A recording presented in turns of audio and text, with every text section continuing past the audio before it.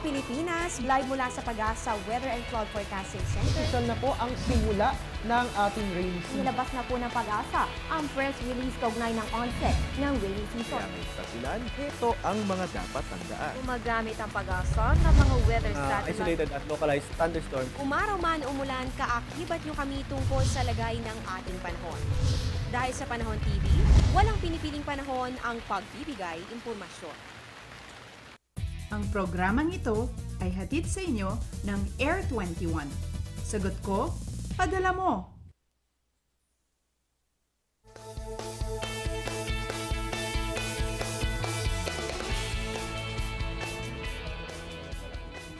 Good morning Luzon, Visayas, Mindanao. Alas 5 na po ayon sa Philippine Standard Time. Mula noong umaraw man, may bagyo man o wala, kapit-bisig tayong magbabantay sa lagay ng ating panahon.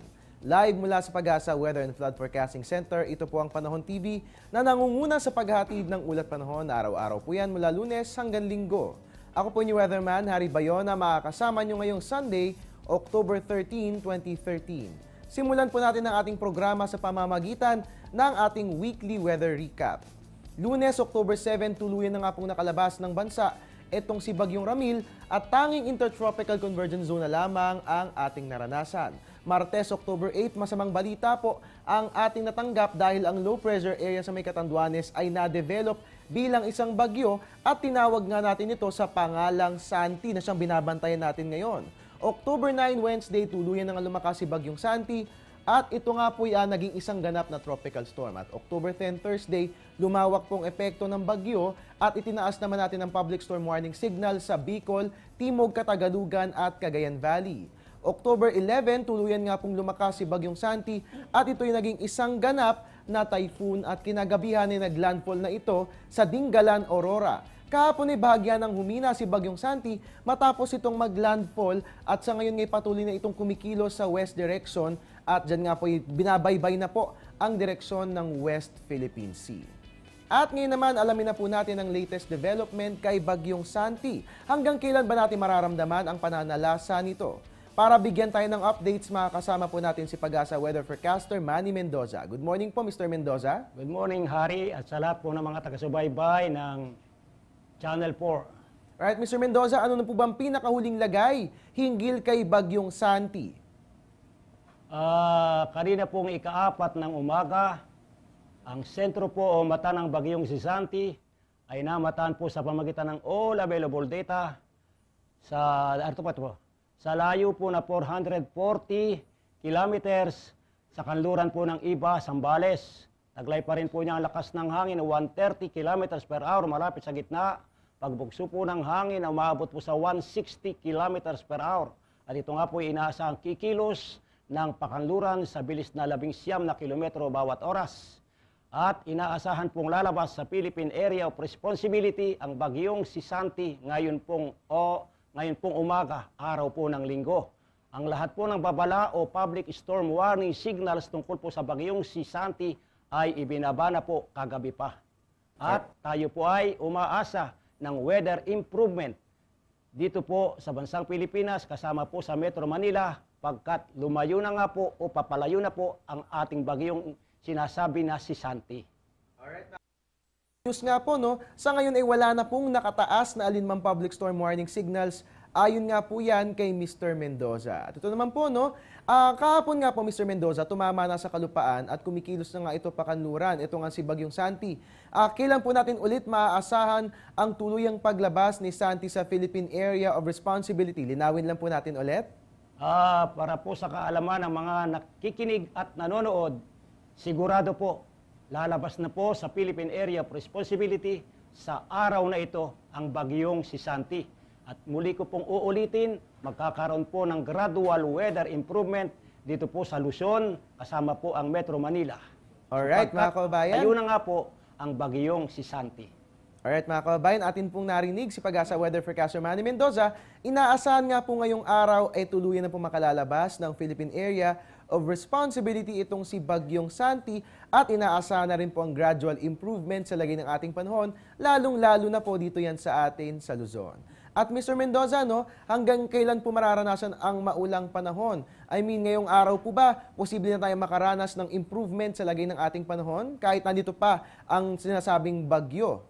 Actually, tulad po ng aking binanggit kanina, makakaranas nga po tayo ng improve or gradual weather improvement dito sa Luzon pagkat papalayo na nga po ang bagyong si Santi. Pero mamaya po sasabihin ko po sa weather forecast kung alin pong mga lugar ang magkakaroon pa rin po ng medyo masungit na panahon, medyo maulang panahon pagkat marami pa rin po tayong mga cumulonimbus clouds na nakatutok po sa bansang Pilipinas na yun nga po ang pinanggagalingan ng ating mga rain showers and thunderstorms. Mamaya po sasabihin ko po sa weather forecast. Alright, Mr. Mendoza, ito naman po, no, nababanggit natin yung mga pag-ulan.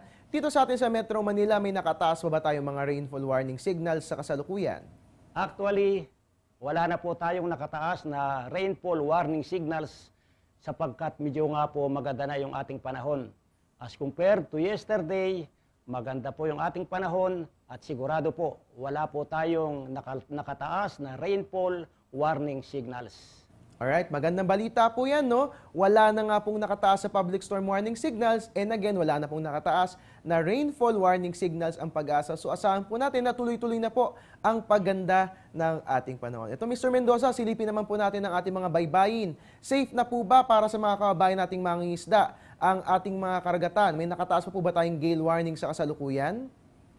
Good morning po muli. Sa kasalukuyan po, may nakataas pa rin po tayong gale warning sa kanlurang bahagi ng Luzon, kanlurang bahagi ng Northern Luzon, sa kanlurang bahagi ng Central Luzon, sa kanlurang bahagi ng Southern Luzon, at maging sa Hilagang Luzon, doon po sa Hilagang bahagi. Ang mga lugar pong nabanggit, magkakaroon po ng maalon hanggang sa napakaalong karagatan, sanhi pa rin po ito ng bagyong si Santi. At inaakin pong pinapayuhan ng lahat ng mga magdaragat at mangingisda, kung pwede po, doon po kayo mangisda at pumalaot sa kanlurang bahagi ng Visayas, kanlurang bahagi ng Mindanao, sa silangang bahagi ng ating bansang Pilipinas, pagkat yung po mga lugar na yaon ay may banayad hanggang sa katamtamang mga pag-alon. Yung po mga lugar na yaon ay safe para sa ating mga mangingisda at sa mga naglalayag sa karagatan. Alright, mga kababayan, sundin po natin si Mr. Mendoza. Sundin po natin ang abiso ng Pag-asa nang sa gayon, hindi po tayo mapahamak sa rough to very rough na kondisyon ng ating mga karagatan. Ito naman po, Mr. Mendoza, no, ayon sa mga naulang ulat ng Pag-asa, mamayang gabi nga po ipapasok na ng bansa itong binabantayan natin na si Tropical Storm Wifa at tatawagin po natin ito sa pangalang Tino. Direkta ba itong makakaapekto sa bansa? And if yes, aling mga lugar po ang makararanas ng masungit na panahon?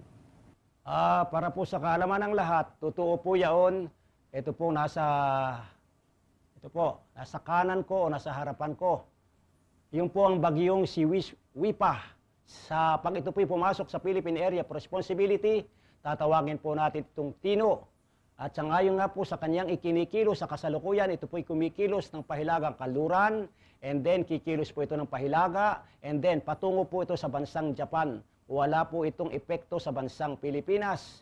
And then, dahil nga po wala itong epekto sa bansang Pilipinas at lalayo na po yung bagyong si Santi, magkakaroon na po tayo ng gradual weather improvement sa bansang Pilipinas kasama po sa Metro Manila.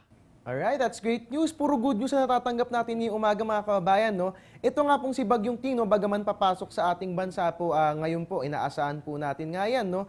Wala naman po dapat alalahanin dahil wala naman po itong magiging direct effect sa ating bansa at lalabas din naman po ito ng Philippine Area of Responsibility at the soonest possible time. Ito naman po, Mr. Mendoza, no? Ano na po ba yung nilalaman ng 5 AM weather forecast ng Pag-asa para sa araw na ito ng linggo? Narito po ang latest tungkol po sa lagay ng ating panahon. Papalayo na po yung bagyong si Santi, and then magkakaroon po tayo ng gradual weather improvement. At narito po ang latest tungkol po sa lagay ng panahon. Ang Ilocos Region, ang mga probinsya po ng Cagayan at Aurora, at ang Mimaropa ay makakaranas po ng maulap na kalangitan na may mahina hanggang sa katamtamang mga pag-ulan at thunderstorms. Ang Metro Manila at ang nalalabing bahagi po ng bansa ay magkakaroon lamang ng bahagyang maulap hanggang sa maulap na kalangitan na may pulupulong pag-ulan o pagkidlat pagkulog. Siyempre pa po, atin pong inaasahan ang gradual weather improvement, lalo na po dito sa Luzon. maging sa Visayas, maging sa Mindanao. Pero sa susunod pong mga araw, medyo magkakaroon na rin po tayo ng maulang panahon kapag pumasok na po yung ating tinatawag na hanging amihan, lalong-lalo na po makakaapekto po ito sa silangang bahagi ng Luzon. At reminders po sa mga viewers, lahat po ng lalabas ng kanilang mga tahanan, lahat po ng pupunta doon sa mga simbahan ay akin pong pinapayuhan. Magdala pa rin po kayo ng mga payong, mga kapote, kasi nga po, posible pa rin pong umulan dito sa Metro Manila, maging dito po sa Quezon City, pagkat meron pa rin po tayong isolated rain showers or thunderstorms. Lalong-lalo na po sa mga lugar na magkakaroon ng mga pag-ulan at pagbugso ng hangin, diyan po sa parte ng kanlurang bahagi ng Luzon. Posible pa rin po yun kasi yung bagyong si Santi ay medyo lumakas pa rin po. Tayo po ay magdala ng pananggalang sa atin pong katawan sa araw na ito kapag tayo po ay lumabas sa atin pong mga tahanan. Alright, maraming salamat po Mr. Mendoza sa weather forecast na inyong ibinahagi at maraming salamat din po sa safety reminders para sa ating mga kababayan. Mga kababayan, natin nga pong nakasama si Pag-asa Weather Forecaster Manny Mendoza na siyang nagatid sa atin ng update hinggil sa lagay ni Bagyong Santi at sa mga dapat asahan sa lagay ng ating panahon ngayong araw ng linggo. Ngayon naman silipin na natin anong oras nga ba sisikat si Haring Araw. Si Haring Araw ay sisikat 5:47 AM, lulubog naman yan 5:37 PM. Ang ating moonrise 1:14 PM, ang moonset naman ay 12 AM, may illumination po yan na 62% at makikita nga po natin ang full moon sa darating na October 19. Para naman sa tidal predictions along Manila Bay natin sa atin ng NAMRIA, ito po para sa mga kababayan natin mga isda. Pakinggan po natin itong high tide and low tide information. Ang high tide ay 3:27 AM, itaas po yan na 1.04 meter. Ang low tide naman ay 12:36 PM, itaas po yan na 0.02 meter. At para sa mga nag-aabang, para sa ating Panahon TV Tag-Ulan promo, wag po kayong mag-alala dahil mamaya-maya pong konti i-announce na po natin kung sino nga ba ang mga mapapalad na nagwagi ng Panahon TV Special Gift Packs. Kung kaya't wag pong bibitiw, tutok lamang po dito lang yan sa Panahon TV.